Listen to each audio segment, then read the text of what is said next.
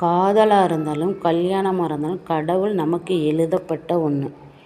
அதனால தான் எங்கேயோ இருக்க ஒரு பொண்ணும் எங்கேயோ இருக்க ஒரு பையனும் மீட் பண்ணுறாங்க, காதல் பண்ணுறாங்க, கல்யாணமும் பண்ணிக்கிறாங்க. அந்த கல்யாணத்தை சொர்க்கமாக கொண்டுக்கிட்டு போகிறதும் நம்ம கையில் தான் இருக்குது. அதை நரகமாக மாற்றுறதும் நம்ம கையில் தான் இருக்குது.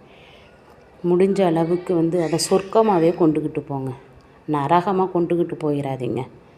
ஏன்னு கேட்டால் இப்போ உள்ள நியூஸ் யூடியூப்பெல்லாம் பார்த்தோம்னா கணவனை மனைவி கொன்னுடுறாங்க, மனைவியை கணவன் கொன்னுடுறாங்க, இல்லை மனைவி பிள்ளைங்கள கொன்னுடுறாங்க.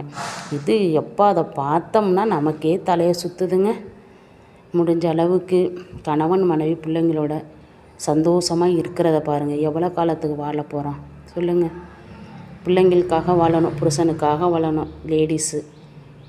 ஆம்பளைங்க என்ன பண்ணணும்? பொண்டாட்டி பிள்ளைங்களுக்காக மட்டுமே வாழணும், அம்மா அப்பாவுக்கு வாழணும்.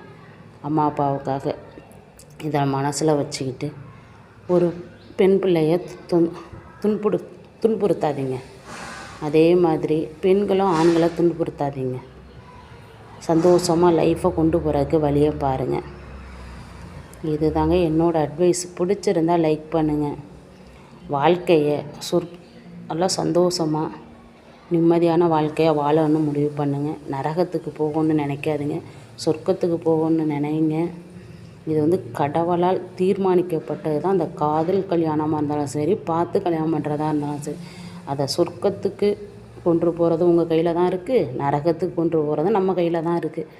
முடிஞ்ச அளவுக்கு அதை சந்தோஷமாக வாழ பாருங்கள். பிடிச்சா லைக் பண்ணுங்கள்.